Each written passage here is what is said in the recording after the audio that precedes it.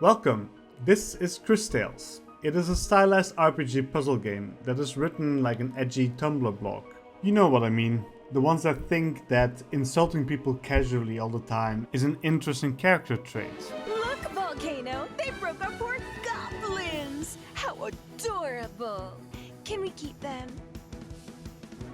We start off the game in medias res. Our protagonist, Beall, yes, Beall as in Crystal, you'll never guess why that's her name, is about to kill an innocent bystander because his cocky frog told her to. Give it your all. Finish it off. After that, we are greeted by this cheeky fellow. He is moody and he has no time for self-introductions, even though he asked who we are first. Rude. He asks us whether we can fight, as if the huge ass sword we're wielding is not indicative enough. It's half our body weight, but I guess it must look ornamental. We kill some more bystanders, and then two psychotic twins show up. They have an impractical shield that prevents us from continuing our killing spree. We fight a little, and then the frog, Matthias, tells us to use the crystals. But since we have no fucking clue what these are, the twins kill us, and we are brought to another identical looking kid. She's pruning some roses at the local orphanage. Yes, she's an orphan, because no real protagonist is allowed to come from an intact family. You have to understand, it would ruin the brand. Matthias shows up and already decides to turn this one to the dark side. It turns out she's also called Beall. I guess it must be a very common name. Matthias takes the rose, Mother Superior, this one, tells us to get the rose, and then we are led on a wild goose chase. We meet the mayor, who is an evil businessman, assisted by his bootlicker assistant. She calls us pests and tells us to go to the northern fields. I just met her and I already know that she's the worst. We head to the northern fields, then the poor farmer's daughter, who we explicitly tell that we are looking for a frog, tells us to go to the church. I honestly don't know what I was expecting. If Mother Superior finds out I've come here alone... We go to the church and have a spiritual experience. Pure religious mania. This is why Mother Superior didn't want us to go there. She's a devout atheist. True fact. This is exactly what will happen to you when you step foot in a church. Anyways, Beall can now predict the future, as well as the past. Apparently she has glass mantle though, because she immediately snaps and imagines the frog speaking to her. To help us with our condition, Matthias then tells us that there's a hermit living in the dark woods that apparently will be able to help us. I would not take the advice from the voices in my head, but Beall seems to have a different approach. So we go into the woods and pray we won't be murdered. We knock on the door and are met by this twerp. He's a nature mage, most likely 14, that poses for a time mage, and probably is just taking care of the house while his parents are away. Because Beall doesn't seem to be the sharpest tool in the shed, she believes everything that he tells her. She takes the seeds that he gave her and watches it grow in the future, and makes a very sharp observation about how time works. So if I do something in the present, I can affect the future. Realizing that she won't get any real help, she returns back to the town. She sees that all the houses will be gone in a couple of years because of some mold. While this is a problem that is clearly beyond her, the frog guilt trips her in believing that she is the only one that can solve this. So, we go back to the forest and grab the fruit of the tree that we just planted. The voices might be imaginary, but Matthias' time powers certainly are not, making him our third time mage. The fruit is clearly not enough to make enough of the antidote for the entire town. And while she could have just planted a bunch of trees, making a forest, getting enough fruits to help everyone, she only makes one, and we have to decide whom to give the tonic to. I gave mine to the apothecary, to give the town a fighting chance. Goblins then attack the town. We go back to Willan, get some bull about being the chosen one, get a sword and save the town from the goblins and the psychotic twins. This Beall apparently is even more brutal than the first one. This one uses the time crystals to turn her victims into infants and the elderly. When will the violence stop? Christoph then sprays the twin shields with water, and we wait them out. Apparently, one layer of rust caused by a droplet of water as well as years of neglect is enough to make a solid steel shield completely useless. The twins chicken out and we save the town. The farmer then, rightly so, accuses the mayor of having sent the goblins. We all know this is true. No Scooby-Doo needed. To muddy the waters, however, in the dumbest display of fear-mongering I have seen to date, the bootlegger then accuses us, us, who just killed the hordes of goblins, of conspiring with them. Instead of pointing out how ridiculous that is, we decide to flee to the church and join up with Wilhelm. The trauma of having one of her children being looked after by the police breaks the atheist Mother Superior and makes her turn to God. We flee the town and head to St. Clarity to go to one of the other churches, which apparently is a place that time mages went to for pilgrimages. The goal, presumably, is to make us completely snap. While making our great escape through the forest, we fight some wolves and immediately lose the time powers we gained 5 minutes ago.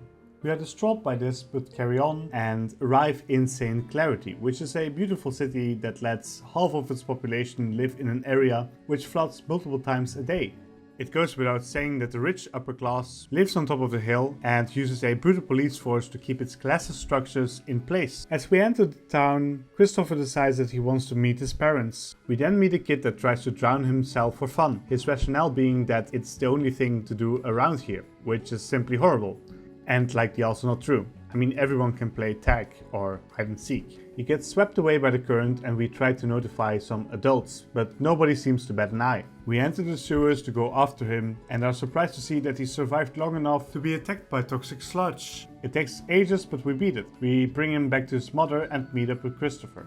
He's having an argument with his divorced dad, who is a social rights activist. After that, we go to the upper city and head into the cathedral. This world seems to be ruled by a matriarchy, with their goddess being called the Lady and every church being led by a Mother Superior. We are shocked to see that a man is leading this church, however. We go to confront him, but he tells us about their fringe interpretation of the one true faith. The Lady giving power to a man? Simply ridiculous. Anyways, he's useless, and we go meet with the mayor, who is another evil businessman, as well as Christopher's stepdad. So he's double evil. I wonder whether the third mayor is triple evil, but I haven't gotten that far yet, so no spoilers please. This is Christopher's mother. When she was younger, she was a woke hippie, but then she was corrupted by greed and remarried for money. This town's main form of industry is ruby mining. Rubies are a magical fuel, like these futuristic energy crystals in sci-fi movies. The mayor has monopolized the ruby industry, leading to all kinds of social issues, such as bottlenecks in the supply chain as well as rising inequality, which is horrible, but also not our problem. We ask them where the former stained glass mural is, and they tell us to go to the lake.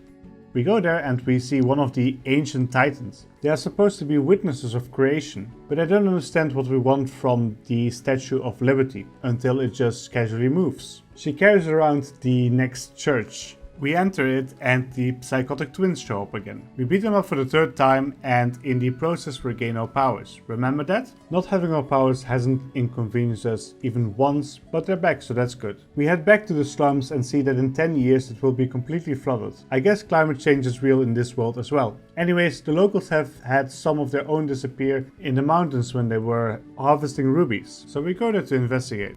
In the mountains, we see that General Enzo has installed a giant killer robot to murder all the forest critters. As with microplastics, red dust, the main ingredient in ruby production, travels up the food chain, making killing and grinding up everything in the forest the best method of harvesting rubies. As with every industrial process, it is very efficient, messed up, and polluting, turning the rivers red with, well, the game is PEGI 12, so they can't call it what it is. So let's go with dust. We travel up the mountain and we see the machine dragging basically everything with a pulse into its watery death. As it sees us, it enters stealth mode, but it sucks at hide and seek, so we find it immediately. Christopher then wants to destroy the robot, but whether it is to avenge the townspeople or piss off his stepdad is unclear. We break the oversized meat grinder and Cristales feels sorry for it, which is insane given the ecological devastation that it has caused. I mean, imagine feeling sorry for a coal excavator. We head back to the town and see that martial law has been declared, and we are refused entrance to the upper city. So we decide to go to the sewers. We climb up a vine that Willem gave us, and as we resurface, Enzo, Sophia and their henchmen conveniently awaited us at the entrance to the sewers. Enzo commands his guards to grab us, but discipline must have been at an all-time low, as we just casually walk away. The sewer fumes then make us see figures in the water, and we decide to follow it. Along the way we then find machine pieces of the robot we just destroyed, an eye of Paulina, and arrive at a valve that we arbitrarily decide to open. We reach out to the figure in the water and are greeted by this beauty. We kill it and the sewers fill with water. We almost drown but get saved by Adri and Christopher's dad. The topology of this place makes absolutely no sense. I expected to resurface in flood-side, but we just moved 5 meters after walking for like what felt like hours. Adri then confesses to building the machine but pretends like she had no idea what it would be used for, as if the giant claws didn't give it away. We all know that she's lying and should lynch her on the spot, but she is a crown witness, so we spare her life. We head to the church to confront Enzo, where he was making up some bull about us being terrorists. Luckily for us, nobody is buying it. We fight him and then the Time Empress shows up. Believe it or not, the evil businessman was committing massive tax frauds, which in this world you don't just get away with. She snaps her fingers and Enzo disappears into thin air. Good riddance, if you ask me. The Time Empress then for some reason does not kill us where we stand, and leaves us as she is too busy. You'd think that a time wizard would be better at managing it, but whatever. We then get to decide who gets to govern St. Clarity in the future. Either Armando, who would turn it into a Soviet state, Sophia, who believes in trickle-down economics, or have democracy manage the town. Democracy it is then! By the way, I gave the musician some money, which made him turn away from a life of crime, and gave the boy from earlier something against his stomachache, which makes climate change go away. Boy, it sure pays off investing in the younger generations. We decide to leave the town and are looking for a ship to take us to the next town, Tulira. But unfortunately all the ships are in use. So Paulina offers to carry us there. Traveling across the sea on the top of a giant titan, we are really traveling in style. We arrive at the northern continent and immediately head to the local church, where we meet some bird people that are furious over the destruction of their glass mural. Whoever did it must have had some real pent-up anger, even destroying it in the past. We learned that Tuliria was Willem's former hometown, and apparently Willem's parents must have been stinking rich, since everyone refers to him as Master. This would also explain why he's so arrogant. Growing up being called Master must really twist some people. It also explains why he insisted on Cristales calling him Maestro. It is just the next logical step. Being the annoying little twerp that he is, he antagonizes the most powerful woman on the continent. Meet Relis. For all intents and purposes, she is the mayor of Tuliria. Is she triple evil? What do you think? She definitely looks like it. Tuliria is a city populated by birds and is struggling with an influx of refugees from Cinder, the goblin city. And they're being racist about it. We see the police, of course, arresting an upstanding, hardworking citizen, judging him by the size of his horns rather than the size of his character. Shameful. There has been a thief going around town and stole this glassmaker's tools, who, of course, is the only person in town able to restore an ancient glass mural. So, in other words, the fate of the world rests on whether this man is able to create a livelihood for himself or not at the end of the day. I don't like those odds. We then meet Risa. She is a member of the Horowitz family, and we saw her once before in passing in St. Clarity with her aunt. She calls the twerp uncle, which is a bit weird, and Christopher then decides to show a certain side of his. His game is off and this is basically not salvageable, but who knows, maybe he'll turn it around. Anything is possible. Unlikely, but possible. She then tells us that her mother, Gladys, the former matriarch of the Horowitz family, has died of mysterious causes, which coincided with her aunt, Relis, appearing out of thin air and assuming a position of power. So she asks us to investigate, and where better to start our investigation than with a fun afternoon at the museum. Of course, one of the exhibits starts talking to us and appears to not be able to decide whether she is an elderly lady or a glitching computer. This is Bookie. She's another one of the witnesses, but has been disassembled, probably because she's annoying. And of course, she decides to join us. Risa tells us to go to the lower levels of the museum, which sounds like fun, but then she tells us that it is overrun with monsters, which are mostly just guards who are, you know, hardworking people trying to keep a deserted place from becoming a drug den or an underground dance hall for the youth to commit crimes in or smoke the marijuana. Risa, just because the museum was closed doesn't mean you can call the former employees monsters, you spoiled brat. Anyway, we find one of the limbs of Bookie and Cristales learns a new skill. She can now repair and destroy objects by touching them and sending their future or past versions to the present. We find a scarecrow locked up in the basement. We talk with Risa's uncle, after which it turns out that someone kidnapped his romantic interest. We get some keys that were hidden behind the painting, free her, and in doing so get a favor from the second most powerful person on the continent. Instead of riches or power, we ask for some tools for Rojo. Again, we're time wizards, but we have no long-term plan, like honestly. Anyways, we give the tool to Rojo and are sent to the Rainbow Lake. We still don't have a boat, and Paulina is being a diva. So instead of walking us there, which would have been the Titan's equivalent of walking 5 meters, she just gives us her shoe to use as a ship. The Rainbow Lake is a collection of lakes that conveniently separates all the different minerals that we need. So we visit every lake individually, see some visions, and reach the center of the area, where there is a pretty flower. After getting our last bottle of mineral water, we touch the flower and a door magically opens. Without any second thought to it, we enter and meet the Time Empress again.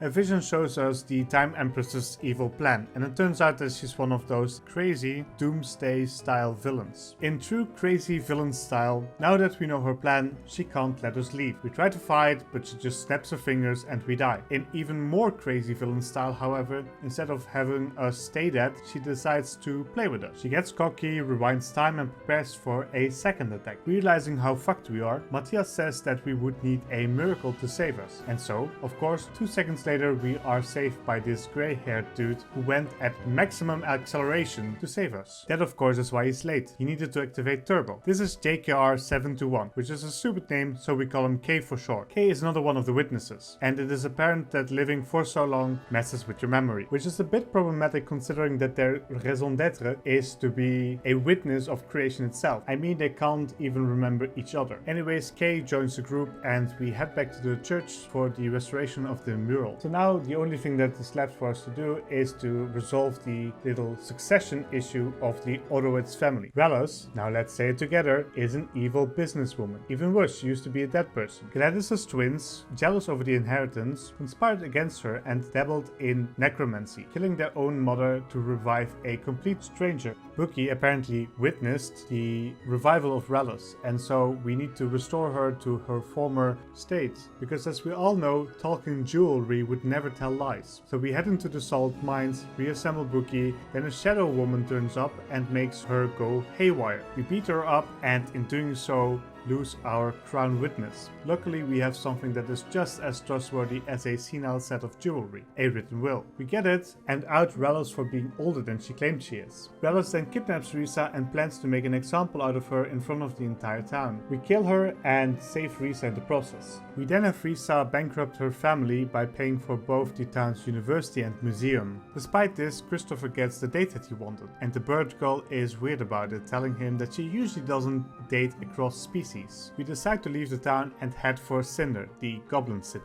And on our way, the gang reflects on what it means to kill evil businessmen and women. They do this each time, trying to find some glimmer of goodness in the people that try to kill them. Like, oh no, things are not as black and white. Oh, they had their reasons. Like, shut up. They are literally in cahoots with the woman that tries to explode the planet.